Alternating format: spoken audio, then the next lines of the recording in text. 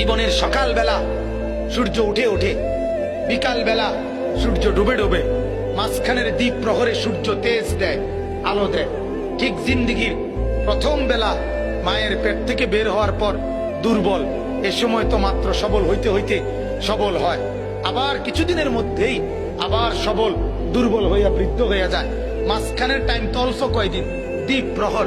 এই সময় যদি আলো না ছড়ায়, এই সময় যদি তেজ না থাকে, এই সময় যদি আখলাক না থাকে, তো কখন সে কিছু করবে? বলেন আমারে, বলেন মিয়া।